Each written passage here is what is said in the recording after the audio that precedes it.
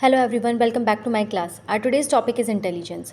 आज हम इंटेलिजेंस के बारे में पढ़ रहे हैं जो हमारे पेपर के पॉइंट ऑफ व्यू से ज़रूरी है। सबसे पहले इंटेलिजेंस जो टर्म है वो किसने दी थी, उसके बारे में बताया था फ्रांसिस गाल्टन ने अपनी बुक में, दैट वाज हेरिडिटरी जीनियस, जो कि इन्होंने 1869 में दी थी। उसके बाद है first intelligence test. First intelligence test किसने दिया था?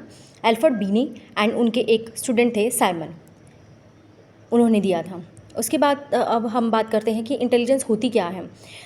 Intelligence is the ability to learn and think. Intelligence है हमारी योग्यता, जो हम सीख रहे होते हैं वो, और जो हम सोचते हैं, या फिर हम बोल सकते हैं कोई भी एक नई सिचुएशन जिसे सॉल्व करने के लिए हम अपने जो भी लॉजिक्स जो लगाते हैं या फिर अपनी रीजनिंग लगाते हैं, वो हमारा इंटेलिजेंस में आता है। अब to measure intelligence we have the term that is intelligence quotient. Intelligence को मेज़र करने के लिए हमारे पास एक यूनिट होती है, that is intelligence quotient. Intelligence quotient पहली बार विलियम स्टर्न ने दी थी। इसका कॉन्सेप्ट विलियम स्टर्न ने दिया है। अब IQ का एक फॉर्मूला है, that is MA/CA × 100। MA stands for mental as, CA stands for chronological age. ये जो फॉर्मूला है वो टर्मन ने दिया है, और मेंटल एज का जो कॉन्सेप्ट है वो हमारा एल्फ्रेड बीने एंड विलियम स्टर्न ने दिया था। CA बता ही दिया मैंने, क्रोनोलॉजिकल एज होती है। अब उसके बाद है theories of intelligence. One by one अब हम इन्हें डिस्कस करेंगे।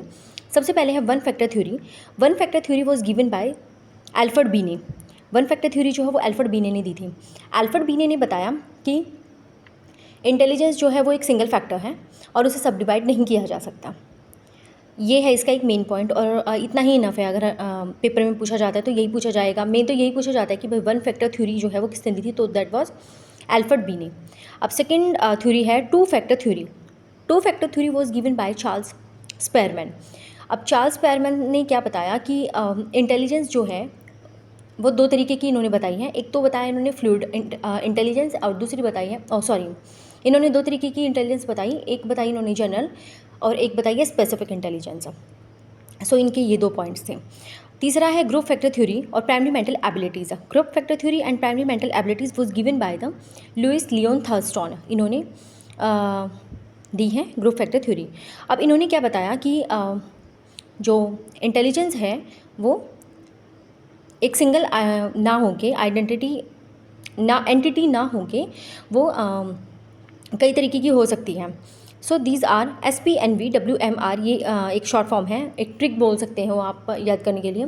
S stands for special intelligence, P stands for perceptual intelligence, N stands for numerical intelligence, V stands for verbal intelligence, W stands for word fluency, M stands for memory intelligence and R stands for reasoning intelligence. ये इन्होंने describe किया है।